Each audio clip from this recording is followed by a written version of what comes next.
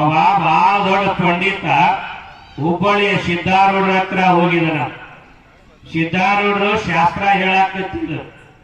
ಏನ್ ಶಾಸ್ತ್ರ ಹೇಳಾಕತ್ತಿದ್ರ, ಏನ್ ಕರ್ಮ ನಾವು ಮಾಡ್ತೀವಿ ಕರ್ಮ ಭೋಗಿಸ್ಬೇಕು ಅಂತ ಹೇಳುದು. ನಾವು ಏನ್ ಕರ್ಮ ಮಾಡ್ತೀವಿ, ಒಳ್ಳೇದು ಮಾಡಿದ್ರ ಒಳ್ಳೇದು, ಕೆಟ್ಟದ್ದು ಮಾಡಿದ್ರ ಕೆಟ್ಟದ್ದ, ಏನ್ ಕರ್ಮ ಮಾಡ್ತೀವಿ ಆ ಕರ್ಮ ಭೋಗಿಸ್ಬೇಕು ಅಂತ ಹೇಳಾಕತ್ತಿದ್ರು. ಯಾವಾಗ ಹಿಂಗ ಹೇಳಿದ್ರ ಆಗ ಎಲ್ಲರನ್ನ ಸೋಲಿಸಿ ಆ ಪಂಡಿತನ ಈ ಶಾಸ್ತ್ರ ಕೇಳದ. ಕೇಳಿ ಸಿದ್ಧಾರೂಢರಿಗೆ ಒಂದು ಪ್ರಶ್ನೆ ಮಾಡಿದ. ಏನ್ ಮಾಡ್ದ, ಏನ್ರಿ ಸಿದ್ಧಾರೂಢ, ನಮ್ಮ ಕರ್ಮ ನಾವು ಭೋಗಿಸ್ಬೇಕೇನಂದ. ಹೌದಪ್ಪ, ನಾವು ಏನು ಮಾಡೀವಿ ಅದು ಉಣ್ಬೇಕು. ಮನ್ಯಾಗ ರೊಟ್ಟಿ ಮಾಡಿದ್ರ ರೊಟ್ಟಿ ಉಣ್ಬೇಕು, ಚಪಾತಿ ಮಾಡಿದ್ರ ಚಪಾತಿ ಉಣ್ಬೇಕ, ಏನು ಮಾಡೀವಿ ಕರ್ಮ ಉಣ್ಬೇಕು ಅಂದ್ರೆ ಸಿದ್ಧಾರೂಢ. ಶಾಣೆ ಅಂತ ನಾ ಹೇಳ್ತೀನಿ ಮಗ. ಅವಾಗ ಅವಂದ್ರಂತ, ನಮ್ಮ ಕರ್ಮ ನಾವು ಭೋಗಿಸ್ಬೇಕು ಅಂದ್ರ ನನ್ನೊಂದು ಪ್ರಶ್ನೆ ಅಂದ ಪಂಡಿತ್.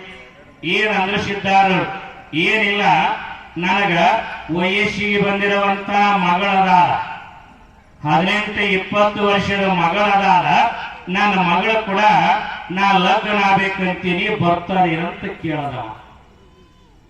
ಏನ್ ಹೇಳ್ಯಾರ ಆರೋಢರು, ನಮ್ಮ ಕರ್ಮ ನಾವು ಭೋಗಿಸ್ಬೇಕಂದಾರ, ನಾವು ಮಾಡಿದ್ದ ನಾವು ಉಣ್ಬೇಕಂದಾರ.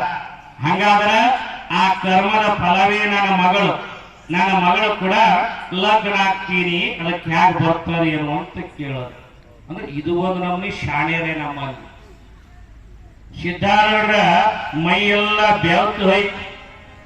ಆಗ ಸಿದ್ಧಾರೂಢರ ಅಷ್ಟೇ ಲೌಕಿಕ ಜ್ಞಾನಿಗಳಿದ್ರ, ಅಪ್ಪ ಈ ಪ್ರಶ್ನೆಗೆ ನಾಳೆ ಮುಂಜಾನೆ ಉತ್ತರ ಹೇಳ್ತೀನಿ ಅಂದ್ರು.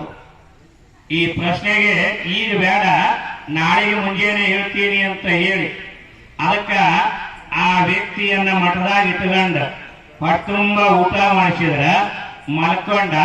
ಮುಂಜಾನೆ ಎದ್ದ ಆ ಪಂಡಿತ ಕೈಯಾಗ ಒಂದು ದೊಡ್ಡ ತಂಬಿಗೆ ತಗೊಂಡ ಬಹಿರ್ದೇಶಕ್ಕೆ ಹೋದ, ಹೊರಗಡೆ ಹೋದ. ಆ ವ್ಯಕ್ತಿ ಹೊರಗಡೆ ಹೋಗಿ ಆಶ್ರಮಕ್ಕೆ ಬಂದ, ಕೈ ತಕ್ಕೊಂಡ. ಸಿದ್ಧಾರೂಢರು ಕಾದ್ರವನಿಗೆ ಕಾದ ಕೇಳ್ತಾರ, ನಿನ್ನೆ ಪ್ರಶ್ನೆ ಕೇಳಿದ್ಯಲ್ಲಪ್ಪ, ಅದಕ್ಕೆ ಉತ್ತರ ಹೇಳಲೇನು ಅಂತ ಕೇಳಿದ್ರು. ನಿನ್ನ ಪ್ರಶ್ನೆಗೆ ನಾ ಉತ್ತರ ಹೇಳಲೇನು ಅಂದಗಳಿಗೆ ಆಗ ಪಂಡಿತಂಡ ಮತ್ತ ಉತ್ತರ ಹೇಳೋ ಸಲುವಾಗಿನೇ ನೀವು ಕೇಳಿನ. ಆಗ ಸಿದ್ಧಾರೂಢರಂದ್ರ, ನಿನ್ನೆ ನೀವು ಈ ಆಶ್ರಮದಾಗ ಏನು ಮಾಡಿರಿ ಅಂದ್ರು. ನಿನ್ನೆ ನಿಮ್ಮ ಆಶ್ರಮದಾಗ ಹೊಟ್ಟೆ ತುಂಬಾ ಊಟ ಮಾಡೀನಿ ಅಂದ್ರು.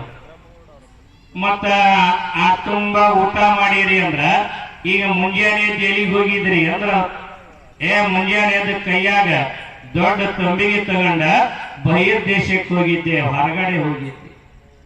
ಅಲ್ಲೇನು ಹೊರಗಡೆ ಹೋಗಿ ಮಲ ವಿಸರ್ಜನೆ ಮಾಡಿ ಬಂದಿರಲ್ಲ, ಅದು ಯಾರ್ದು ಅಂತ ಕೇಳಿದ್ರು.